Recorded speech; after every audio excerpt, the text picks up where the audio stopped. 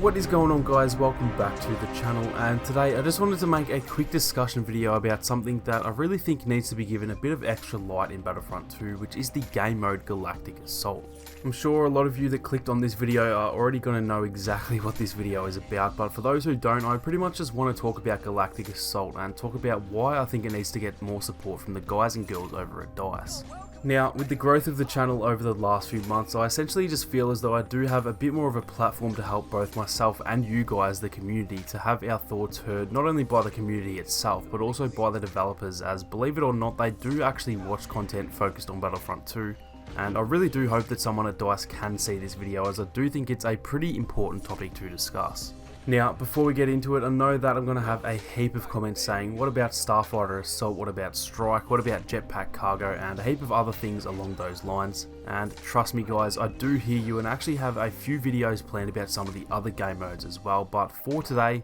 I just want to focus on Galactic Assault, as it has been the topic of a lot of discussions in recent days. I'm not sure how long this video is going to go for, guys, but what I do know is that I would love it if you could all stick around to the very end, as I do want to talk about something that might actually help with the topic in this video, so be sure to hear me out to the end. So the general gist of this video is going to be that I personally think Galactic Assault has been pretty well neglected, for lack of a better word, and I honestly believe that it is deserving of some more content, if not now then at least sometime in the future. Recently, DICE did come out and say that Capital Supremacy, or now just known as Supremacy, Heroes vs Villains and Co-op are the three game modes with the highest player bases as of right now, and so because of that, that is where they're deciding to put all, or at least most of their focus, as obviously that means that all the new content will be available in the most popular game modes. I don't at all disagree with that idea. I do understand that it's not the smartest move to focus on the less popular game modes, as essentially all those updates would be less played and therefore less popular among the player base, but there is a key factor that I think DICE are overlooking when it comes to those player numbers. Those stats do also work in the opposite way that they're thinking. Think of it this way, DICE are most likely thinking these three modes are the most popular, therefore we should focus more on these three modes. However, it does also go the opposite way. Those modes are always going to be more populated, as currently they're the only modes receiving fresh content, and so therefore wherever the content goes, the players will too. A big reason why I think Galactic Assault isn't as popular as it once was is because we literally haven't received a new map in almost 18 months at this point, with the last map being Geonosis that came in November of 2018. In the meantime, Supremacy has not only been launched, but received 8 maps in the last 10 months, and so obviously with that, it's going to attract more players to Supremacy, as that is where all the focus is. Personally, I wouldn't say I dislike Supremacy. It can be a heap of fun, and I think objectively it's a well-made game mode, but overall it's probably my 4th or 5th favourite mode in the game. Yet, when they release new maps for it, I tend to play it over GA simply for that reason, because there is new content. I think that this has been hugely overlooked by DICE when it comes to their stats and where they're putting their focus, as GA just isn't even given a chance to compete with Supremacy, which is clearly their new flagship mode for the game. Now, I'm not at all saying that they should just ditch Supremacy for Galactic Assault content. I'm absolutely fine with Supremacy being their main focus, as like I said, I think it's a well-made game mode, and I think it still has a whole lot of potential, especially with the OT content coming in the next few months. But just because one or two things are their focus doesn't mean that all the other modes should be neglected. I know that my own little community isn't a big sample size compared to the entire player base of the game, but I talk almost daily with a lot of my subs and fellow YouTubers as well, and not a word of a lie, I reckon 90+% of them all tell me that they still prefer GA over Supremacy, yet they probably switch between the two modes evenly, as all the new content is over in Supremacy. So even though they much prefer GA, they play an equal amount of the other modes simply because of that new content. Another side of it too, which honestly is probably only the case in Australia, so not many of you guys can probably relate, but oftentimes it is actually pretty hard to find a lobby of GA during the early morning, and so again, rather than not playing, sometimes us Aussies will just jump over to Supremacy since the lobbies are generally fuller. And again, we're often playing the mode even though it's not really our first choice. Now, all of that obviously points in the favour of DICE's stats, pretty much showing that indeed Supremacy is more popular than GA, supporting their argument of focusing on content for that mode. However, like I said, if GA started getting regular content, I honestly believe that those stats would be a very different story.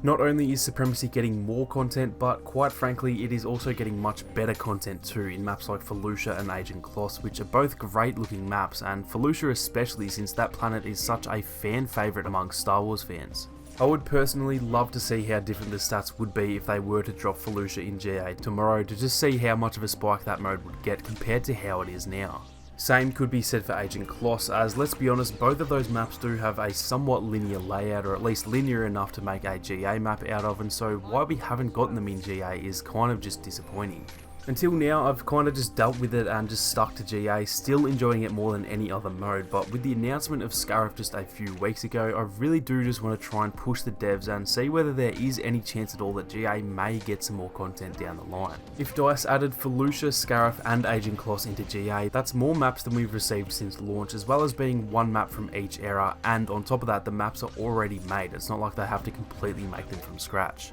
When they were adding the prequel maps to Supremacy, obviously it took more than a month to port them between modes, but those maps were being added one per month, and so even if it is a 6-month process or something crazy like that, surely in August or September 6 months from now, if we got Felucia, then Scarif, then Agent Kloss all in 3 months, tell me GA wouldn't be as popular, if not more popular than Supremacy, at least for a good while. That would take us from 13 maps to 16, almost a 20% increase in maps, and in my opinion that would breathe such a huge amount of life into GA, allowing us all to have 2 large-scale modes where both of them have a ton of new, fresh content. If you happen to get sick of Supremacy, you can play some GA, and if you get sick of GA, then you can play Supremacy, and all the while, everyone who likes the large-scale modes would be happy rather than just half of them. Now, I know that all of this is much harder than it sounds. All that work going into the GA maps would take away from Supremacy and the other modes, and who knows, maybe that would have a negative effect on the game, but from the amount of people that I see crying out for more GA content, I think it would still be worth the risk, hell, even just for 1 new map, let alone 3.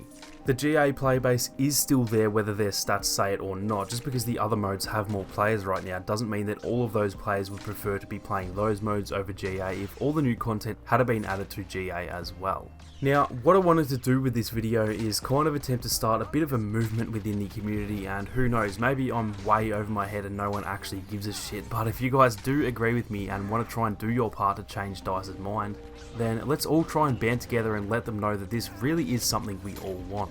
If you have a Twitter account, tag some of the devs or the EA page in a tweet and use the hashtag SaveGA. If you see someone tweeting that hashtag or sharing it on Instagram or Reddit, share it around as well, and hell, even copy the link to this video and tweet it out using the hashtag SaveGA. It does sound pretty ridiculous, like we're trying to save the environment or something huge, when in actual fact it's just a video game, but hashtags are how these things get noticed, and if we do it enough it might eventually get noticed. Just remember this, there used to be a hashtag solo players matter. That used to make people laugh, people thought it was a joke, but the guys behind it pushed consistently, and what happened? We got instant action added over a year after we thought it would ever be possible. Dennis Brandvold himself even said the main reason they added the offline modes was because of the noise that the community was making, and so if the much smaller offline community can make that noise, then why can't the online community make it as well? If you're a fellow YouTuber and you do agree that GA should get some more content, make your own video on this topic and tell your own subs about the hashtag SaveGA. Tell them all to do the same thing and try and spread the word, and use your platform in the same way that I'm trying to use mine. It might be a massive fail and we might all look like dickheads for trying to start a hashtag trend, but for 20 seconds of effort it could be worth it, because all it takes is for something like this to gain enough traction,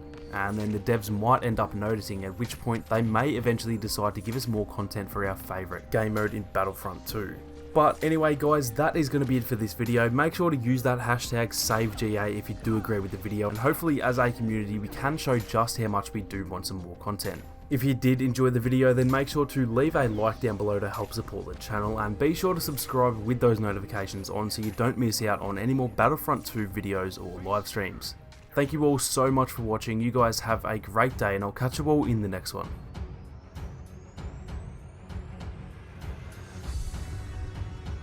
Hello there.